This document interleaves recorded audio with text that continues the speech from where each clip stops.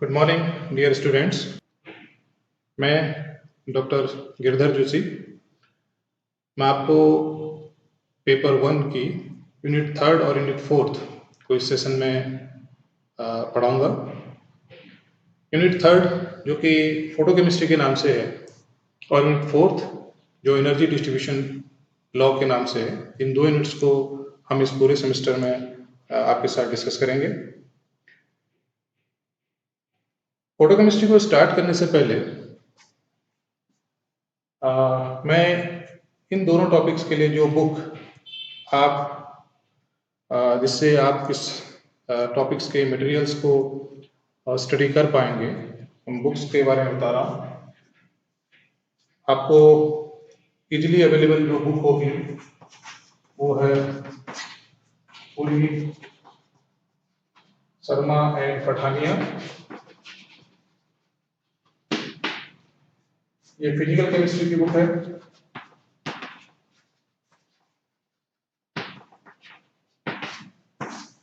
और ये विशाल पब्लिकेशन में आती है। आप इसको आसानी से एक्सेस कर सकते हैं।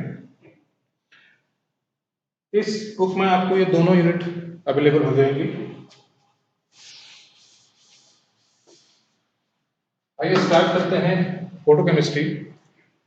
जैसा कि इसके नाम से ही आपको लग रहा होगा, ये टर्म है फोटोकेमिस्ट्री, ये फोटो प्लस केमिस्ट्री इन दो वर्ड से मिलकर बना हुआ है। Photo stands for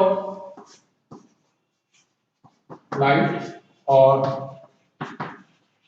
photon, and chemistry stands for any chemical change that produced under certain conditions।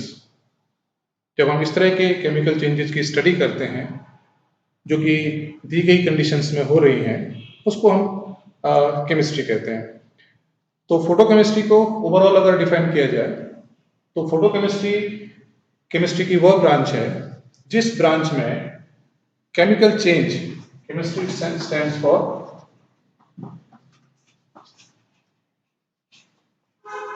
Chemistry stands for chemical change. तो फोटोकेमिस्ट्री का अगर डेफिनेशन हमको देना हो, इसे डिफाइन करना हो, तो इसे कैसे डिफाइन कर सकते हैं कि केमिस्ट्री की वह ब्रांच जिस ब्रांच में जो भी केमिकल चेंजेस हो रहे हैं, वो केमिकल चेंज, जो भी सब्सटेंस आपको दिया गया है, जो भी कंपाउंड या जो भी मिक्सचर आपको दिए गए हैं, उस मिक्सचर में जो भी कंपोनेंट्स हैं, उन कंपोनेंट्स के लाइट के साथ, फोटोन के साथ इंटरेक्शन होने से प्रोड्यूस हो रहे हैं। इसको अगर डेफिनेशन की तरह इसको कहें तो कैसे कह सकते हैं? Chemical changes that produced in a reaction mixture of certain components when the substrate or reactant interacts with photon or light, इसे हम फोटोकेमिस्ट्री कहते हैं। फोटोकेमिस्ट्री इस केमिस्ट्री के इस दौर में लगभग सारे साइंस की जो ब्रांचेज होती हैं उनमें अपने आप को स्टेब्लिश कर चुकी है। मीन्स कि फोटोकेमिस्ट्री या effect of photon, effect of light on certain chemical changes you can encounter in the area of chemistry, in the area of biochemistry, medicines, biophysics, material science, analytical chemistry and all etc। तो इस प्रकार आप देख पाएंगे कि photochemistry का जो use है वो प्रेजेंट सिनेरियो में साइंस की लगभग सभी ब्रांचेज में है। अगर हम डेली लाइफ की बात करते हैं, एप्लीकेशन या डेली लाइफ में हम कहां कहां पर इसको यूज कर पा रहे हैं,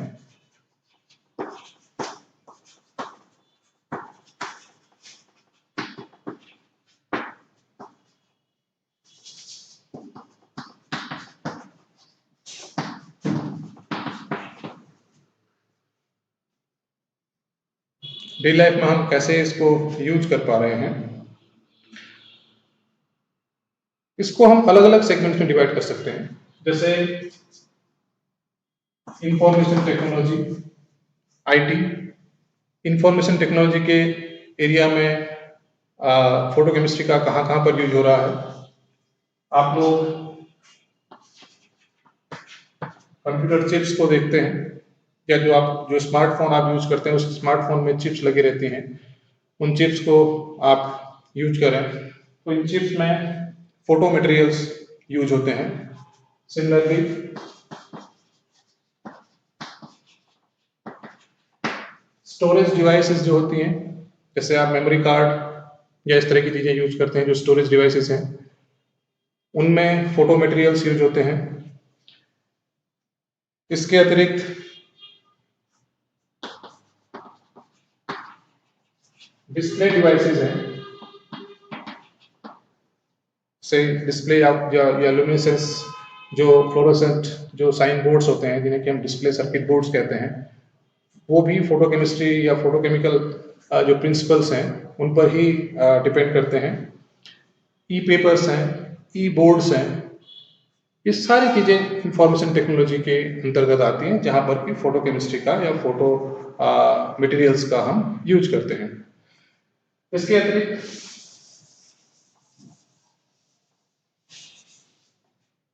आपने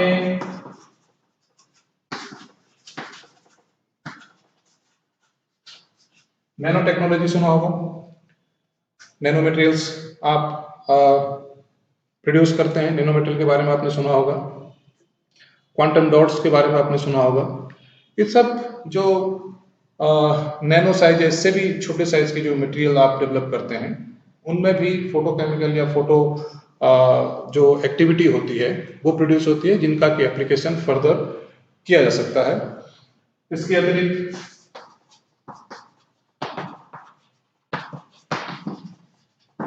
सस्टेनेबल टेक्नोलॉजीज हैं।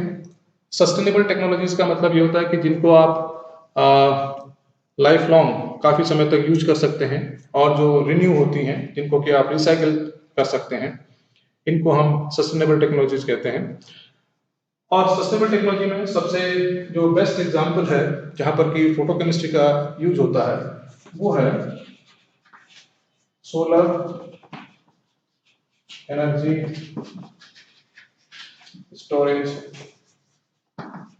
डिवाइसेस, जिसे कि आप सोलर सेल के नाम से जानते हैं, जहाँ पर कि आप सोलर एनर्जी को स्टोर करते हैं और उसको इलेक्ट्रिकल एनर्जी में बाद में कन्वर्ट किया जाता है। तो वहाँ पर भी फोटोकेमिस्ट्री का जो फोटो मटेरियल, जो सोलर फोटो एक्टिव मटेरियल्स जो बनते हैं, जिनमें कि जो फोटोन्स को एब्जॉर्ब करते हैं, उसको स्टोरेज फर्दर कन्वर्जन करते हैं, यह सब मटेरियल आप फोटोकेमिस्ट्री के अंदर हम इसको डिस्कस करते हैं।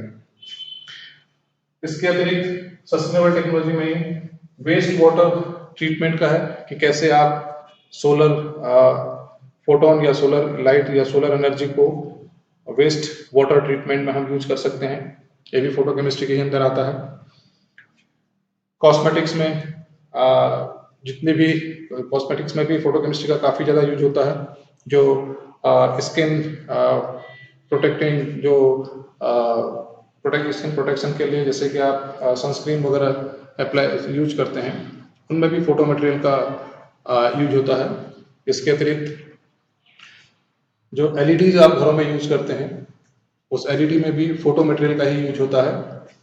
तो इस प्रकार हम देख पाते हैं कि फोटोकेमिस्ट्री का जो डेली लाइफ में एप्लीकेशन है, जो यूज है हम लोग डेली लाइफ में, वो काफ़ी ज़्यादा है।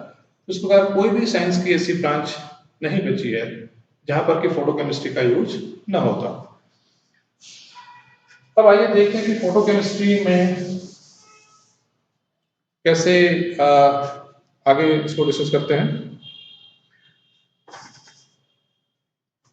फोटोकेमिस्ट्री मैन मेड है, ऐसा कहना कि मैन मेड ही है फोटोकेमिस्ट्री, नेचर में एग्जिस्ट नहीं करती है, ये थोड़ा सा अनजस्टिफाइड होगा। नेचर में कई सारी फोटोकेमिकल प्रोसेसेस होती हैं, और इन सारी फोटोकेमिकल प्रोसेस के लिए जो इंपॉर्टेंट और ड्राइविंग फोर्स है, ड्राइविंग फैक्टर है, वो ड्राइविंग फैक्टर है सनलाइट, यानी कि जहां से हमें फोटोन या लाइट एनर्जी मिलती है। तो sunlight is the primary source for photochemical processes in nature. अब ये सनलाइट डायरेक्टली या इनडायरेक्टली पार्टिसिपेट करती है जो भी केमिकल ट्रांसफॉर्मेशन नेचर में होते हैं, उन ट्रांसफॉर्मेशन में इस सनलाइट का डायरेक्टली और इनडायरेक्टली इन्वॉल्वमेंट रहता है। सबसे कॉमन जो एग्जांपल है,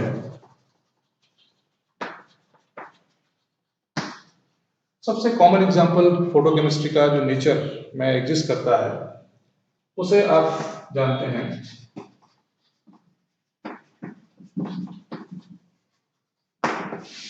फोटोसिंथेसिस के नाम से। फोटोसिंथेसिस आपने पढ़ा होगा कि प्लांट्स जो होते हैं, ये प्लांट्स अपना फूड प्रोडक्शन जो करते हैं वो फोटोसिंथेसिस के प्रोसेस के माध्यम से करते हैं। फोटोसिंथेसिस में प्लांट मटेरियल जैसे क्लोरोफिल आपने सुना होगा,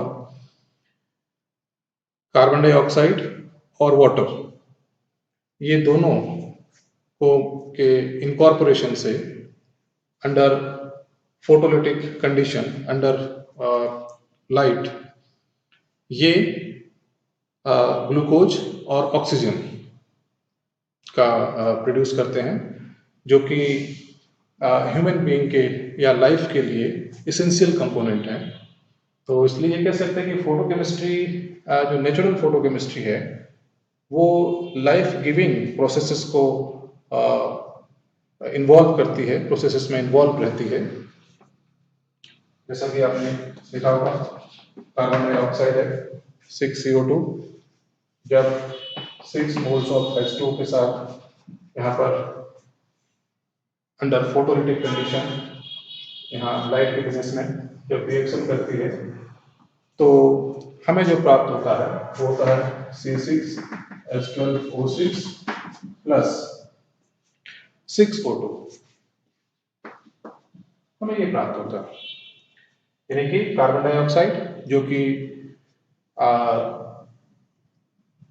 एक नॉन एसेंशियल गैस है लाइफ के करस्पॉन्ड, इस CO2 और नेचर में एग्जिस्ट H2 के साथ फोटोलाइटिक प्रेजेंस में रिएक्शन करके ग्लूकोज और ऑक्सीजन को प्रोड्यूस करता है, और ये फूड सोर्स है और ये लाइफ के लिए एसेंशियल मटेरियल है। तो इस प्रकार हम देख पा रहे हैं कि जो फोटोकेमिस्ट्री है, ये फोटोकेमिस्ट्री में आप नेचुरल और आर्टिफिशियल दोनों तरह की प्रोसेस को डिस्कस कर सकते हैं। अब फोटोकेमिस्ट्री का जो एरिया है इतना वास्ट है, इतना ब्रॉड एरिया है कि इवन हम इसका बहुत कम पार्ट ही अभी डिस्कवर कर पाए हैं, कल बहुत कम इसकी प्रोसेस के बारे में हम जान पाए हैं। तो नेक्स्ट टॉपिक में हम लोग इसके फर्दर जो प्रोसेसेस हैं कि कैसे फोटोकेमिस्ट्री, फोटोकेमिकल लॉज क्या हैं, और फोटोकेमिस्ट्री के जो फंडामेंटल्स हैं, कैसे एनर्जी एब्जॉर्प्शन होता है किस तरह से, और किस किस जो रेडिएशन की रेंज होती है उस रेंज में किस तरह से चेंजेस, डिफरेंट चेंजेस प्रोड्यूस होते हैं मॉलिक्यूल में, ये ब्रीफ में हम इसमें डिस्कस करेंगे। सिमिलरली इलेक्ट्रोमैग्नेटिक रेडिएशन को भी हम पढ़ेंगे, और फर्दर इसके कंपोनेंट नेक्स्ट क्लास में हम डिस्कस करेंगे। तब तक आप इस टॉपिक के लिए जो भी बुक हमने बताई है उस बुक को आप अरेंज कीजिए और फर्दर उसमें थोड़ा सा स्टडी कर लें। Thank you.